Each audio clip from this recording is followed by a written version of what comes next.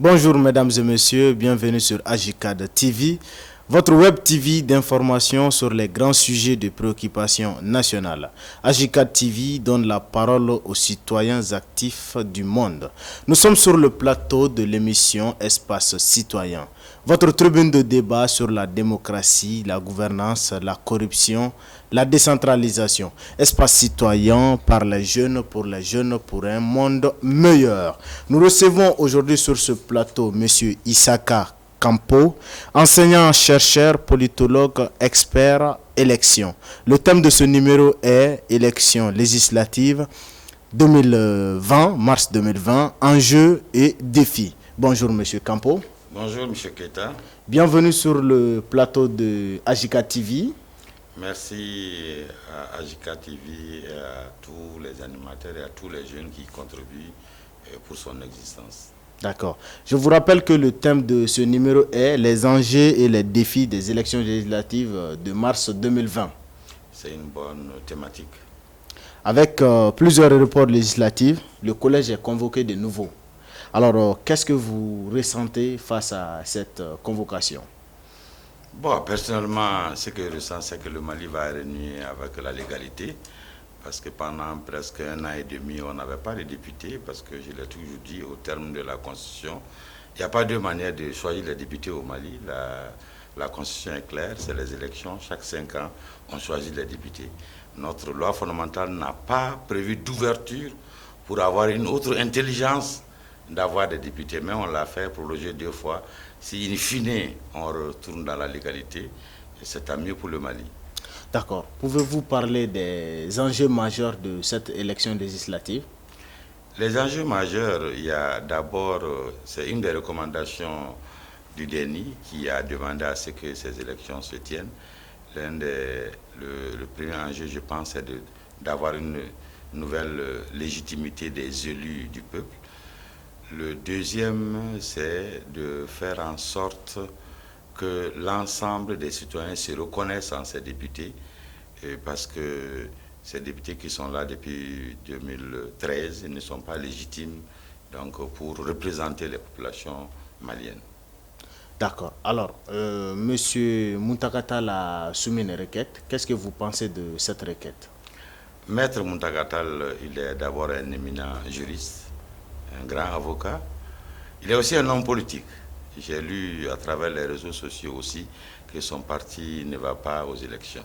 Si on rentre aujourd'hui dans le cadre des contestations de la tenue, donc sur le plan juridique de cette élection, on ne va pas s'en sortir. Un de mes collègues aussi, le professeur Fomba, j'ai vu une de ses notes quelque part, c'est que les gens, au vu du découpage actuel, notamment la loi 017-018 de 2012, donc, qui crée les nouvelles circonscriptions administratives dont certains sont opérationnels, d'autres ne le sont pas totalement. Donc, voudrait que les élections se tiennent sur ces circonscriptions. Mais malheureusement, il y a une autre loi qu'on a occultée, c'est la loi du 5 mars 2002, c'est une loi organique qui permet d'élire les députés, de donner le nombre de sièges par circonscription électorale. Tant que cette loi organique n'est pas modifié, on ne pourra pas changer donc, le nombre de députés ou le nombre de lieux où les députés doivent être élus. D'accord. Comme vous parlez de circonscription, est-ce que vous êtes sûr que les élections peuvent se tenir sur tout le territoire? C'est un des défis, parce que ton émission porte sur enjeux et défis. Oui. Donc la tenue de ces élections, c'est un défi. Aujourd'hui, chaque matin qu'on se lève, on regarde les réseaux sociaux, on scrute France 24 ou RFI pour savoir si au centre, il n'y a pas eu une attaque quelque part. Aujourd'hui, au-delà de Ségou, rien n'est certain, parce que les élus, pour être élus, il faut proposer quelque chose aux populations, c'est-à-dire dans la campagne électorale, on ne sait pas comment cette campagne va se tenir. On ne sait pas comment les cartes électorales biométriques qu'on est en train de confectionner vont être remises au-delà de la région de Ségou. Donc on ne sait pas le jour du scrutin comment ça va se passer. On a vécu une situation pareille le 20 novembre 2016 pour les élections communales où dans 59 circonscriptions, il n'y a pas eu d'élection. Jusqu'à présent, ces élections n'ont pas eu lieu. C'est pourquoi on a mis les autorités intérimaires. C'est vrai, l'armée malienne est là, les FAMA, Barkhane et l'aménagement vont nous aider à avoir un plan sécuritaire, mais le plus grand défi reste sécuritaire pour le moment. D'accord. Vous venez de parler du député, des campagnes du député qui se fait auprès des populations. Alors, quel est le rôle d'un député vis-à-vis de la population? Le député, il est d'abord élu pour voter les lois. Okay. Le gouvernement fait des propositions de loi. Les députés eux-mêmes peuvent proposer, mais rares de propositions de loi on a vu au Mali qui ont été déposées par les députés eux-mêmes. Donc sur la base des propositions du gouvernement, donc les députés votent la loi. Ça c'est son premier rôle, c'est de voter la loi. Le deuxième rôle du député, c'est de suivre l'action gouvernementale. Parce que c'est lui qui est le contrôleur donc, du gouvernement. Les actions sont menées par l'exécutif et le député, il est le représentant du peuple, il est là pour défendre la population. Le troisième rôle, donc troisième fonction dont on ne parle pas assez, c'est le rôle de représentation parce que le député, en tant que député de la nation, tu représentes le peuple malien, tu prends les populations maliennes. Voilà les trois grandes fonctions. Généralement, les gens se limitent aux deux, c'est-à-dire voter la loi et contrôler l'action gouvernementale. Il y a une troisième fonction, c'est celle de représenter le peuple, parce que chacun doit se reconnaître à son député. D'accord. Le rapport entre le député et la population. Est-ce qu'à l'approche des élections, nous sommes souvent face aux députés qui nous promettent des routes, des écoles? Est-ce que ça rentre dans le cadre de sa fonction? Je le mets ça dans ce que je parle souvent, c'est pas typiquement français, dans l'inculture démocratique. C'est-à-dire qu'on ne connaît pas un peu le rôle des différents acteurs. Les routes, les ponts, les infrastructures, tout ce que tu viens de citer, ça c'est l'exécutif, le gouvernement et les élus locaux qui ont cette capacité de le faire, qui ont les moyens de le faire. Le député donne les moyens au gouvernement, contrôle, mais il n'exécute pas. Il n'a pas la capacité de construire parce qu'il n'a pas un budget pour ça. Il vote la loi des finances même, qui est le budget de l'État, et il contrôle l'action de chaque ministre. Donc il est là pour ça, mais il ne peut pas construire des routes. Le député doit tenir un autre rôle, un autre discours pendant la campagne électorale. Mais malheureusement, on voit cette erreur. Les députés disent on va construire telle route, tel pont, tel... Non, ils n'ont pas ce rôle, ils n'ont pas ces moyens, ils n'auront pas ces moyens-là. Mais malheureusement, c'est le cas, M. Keita. D'accord. Vous êtes expert élection. Est-ce que le député aussi ne tient pas un discours face aux clients qui lui réclament ces choses? Puisque aujourd'hui, est-ce que si on dit aux populations qu'on va juste voter des lois sans parler de certaines choses, est-ce que le député sera dans l'Assemblée? Bon, le mot expert ne me convient pas beaucoup. J'apprends parce que tous les matins, moi, j'apprends. Okay. Donc, je suis un éternel apprenant. Vous savez, c'est ça, c'est ce que dit l'inculture. Il faut qu'au sein de la société, il faut qu'au sein des partis politiques, au sein des associations, qu'on forme les populations à ce que c'est que la démocratie. Je pense qu'Ashikad est en train de faire beaucoup de choses. J'ai suivi, en décembre, j'avais été appelé pour le Forum national sur la démocratie où j'ai fait une communication sur les partis politiques. Je n'étais pas au Mali, mais on m'a fait l'honneur de venir faire cette présentation. Donc chacun, à son niveau, doit dire aux populations quel est le rôle de chaque acteur de la société. Quelles sont les institutions et quelles sont les fonctions et le rôle de chaque institution de la République. Il faut qu'on le dise dans nos différentes langues nationales. Et malheureusement, beaucoup de nos documents sont en français et beaucoup de commentaires sont faits en français. Or, il n'y a pas plus d'1% de la population qui utilise donc, ce médium-là pour communiquer.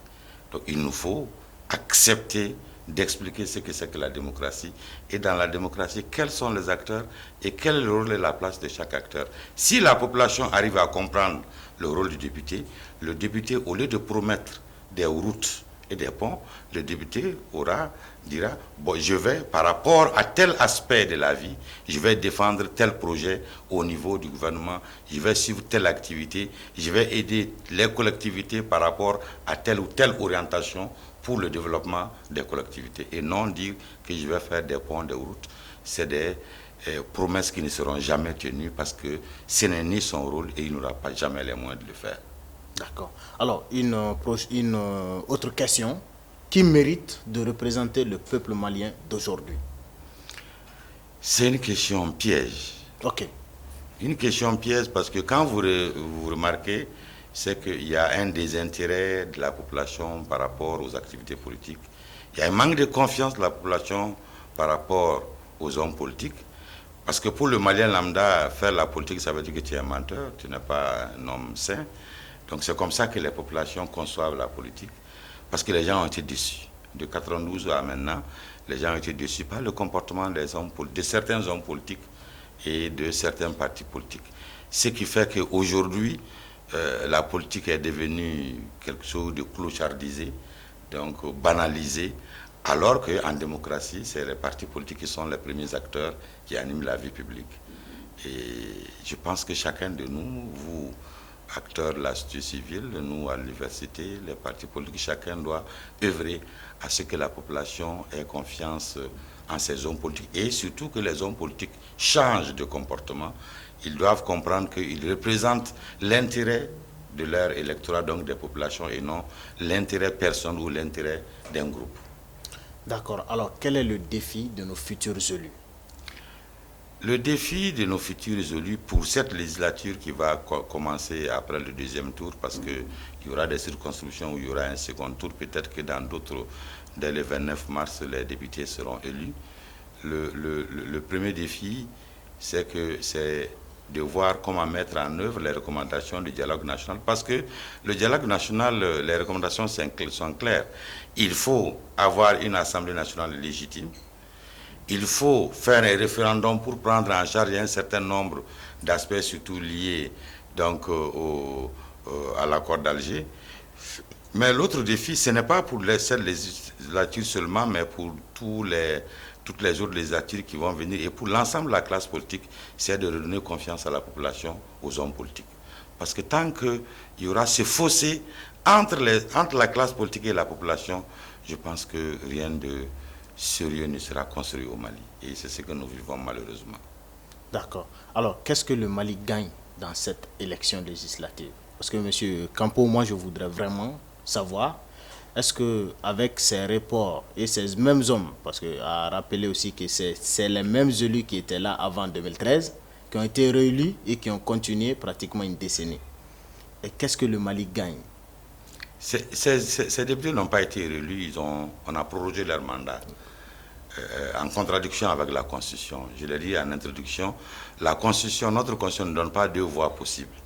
5 ans, et puis c'est fini. Il n'y a pas d'autre. On n'a pas permis de mettre une autre ouverture pour qu'on puisse, s'il y a tel cas, qu'est-ce qu'on doit faire? La Constitution n'a pas prévu. Donc ils étaient là de façon illégale. Et c'était illégitime aussi parce que les populations qui ont voté, elles ont voté pour 5 ans et non pour 9 ans. Donc ils ont presque fait 9 ans. Donc c'était illégal et c'était illégitime. Le Mali gagne en ayant une Assemblée nationale qui est légalement constituée. Le Mali aura des députés légitimes parce qu'ayant été élus sur la base de confiance des populations. D'accord. La jeunesse est faiblement représentée dans les précédentes élections. Et on voit tout de même quelques jeunes qui se présentent. Aujourd'hui, quel est le regard que vous portez sur cette jeunesse qui s'engage?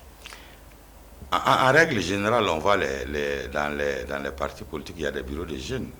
Les jeunes ont dit, vous avez le temps, il faut attendre, et vous attendez, c'est vous qui mobilisez, c'est vous qui marchez, c'est vous qui cassez. Et on fait des t-shirts, on donne des bonbons, des coupes de football. Voilà le travail réservé par les partis politiques aux jeunes. Maintenant, de plus en plus, il y a des jeunes qui prennent conscience et qui se lancent. Et l'autre défi, c'est que les femmes et les jeunes, c'est que dans la politique au Mali, il y a beaucoup d'argent qui circule. Pour être élu, il faut avoir beaucoup d'argent, malheureusement. Et ces jeunes n'ont pas cet argent-là, n'ont pas donc ces moyens. Ce qui fait que les jeunes sont donc mis au dernier plan. Et il y a beaucoup de jeunes qui n'osent pas parce que les aînés disent que bon, vous avez tout votre temps, comme si le temps leur appartient, comme si le temps, on peut le toucher quelque part. Donc malheureusement c'est ça, mais de plus en plus il y a des jeunes qui osent et il faut encourager donc ces jeunes qui osent s'affronter donc aux dinosaures qui ne veulent pas partir. D'accord. Alors vous sous-entendez qu'on a besoin d'une nouvelle ADN sur la scène politique? Exactement. D'accord. Alors, comment est-ce que la population peut exiger du député des restitutions? Parce que si, je pense bien, le député est le représentant de la population. Tout à fait. Alors, comment est-ce que la population peut exiger du député un retour? Il faut une nouvelle mentalité, une nouvelle façon de faire. Je suis un villageois, disons, je suis député de la Brousse, je suis élu. Quand je suis élu, je viens à Bamako, la première des choses, c'est de chercher à construire une maison ici et de prendre une femme bamakoise pour rester. Or, le député qui est élu dans sa circonscription, il doit être là que pour les sessions. Le reste du temps, tu dois être au niveau de la population, leur expliquer dans les langues nationales les différentes lois que vous avez votées. Même si tu as voté contre une loi, si la loi a été adoptée par la majorité, tu as le devoir d'expliquer ça aux populations. Malheureusement, c'est ce qui ne se fait pas. De temps en temps, dans certaines communes de Bamako, ou les communes de Bamako aussi concernent cette constitution, certains députés louent une chambre quelque part pour dire que c'est la maison du député. Et après, ça s'arrête que ça, et c'est 5 ans après qu'on les voit. Donc malheureusement, c'est le cas. Il faut une nouvelle mentalité, il faut une nouvelle classe politique, donc qui a une nouvelle façon de faire la politique donc, au Mali. D'accord. Alors, quel est le message que vous lancez à la population, puisqu'on est vers la fin de ce numéro? Non, le message, c'est qu'aujourd'hui, on va éditer de nouvelles cartes d'électeurs biométriques, parce qu'on avait fait ça en 2018. Au recto, au verso, vous avez vu qu'il y avait certaines cases. L'un des défis, c'est la remise des cartes d'électeurs aux populations. Parce que dans les régions centre et nord du pays, il n'est pas évident. Mais j'invite la population à aller retirer ces cartes d'électeurs, sinon elle ne pourrait pas voter. Et le deuxième appel que je lance aux populations, c'est d'aller voter. Parce que si on refuse de voter, c'est qu'on se dit, bon, ils sont tous pareils. Ils sont tous pareils. S'ils refusent de voter, c'est dit que vous ne voulez pas qu'il passe, il va passer être député. Même si c'est une seule personne qui vote pour une liste, cette liste va passer.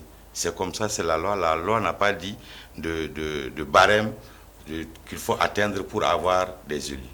Même si le taux est faible, pour donner plus de légitimité, plus de poids, je pense que les populations doivent aller retirer leur carte d'électeur pendant cette période et aller aussi voter le 29 mars et le 12 avril s'il y a un second tour. D'accord. Merci beaucoup et nous sommes à la fin de ce numéro. Nous avons reçu sur ce plateau Issaka Campo, chercheur enseignant, politologue et expert élections. Le thème de ce numéro était élections législatives de mars 2020, enjeux et défis. Un grand merci à nos téléspectateurs, Ajikad Mali, une jeunesse responsable pour un monde meilleur.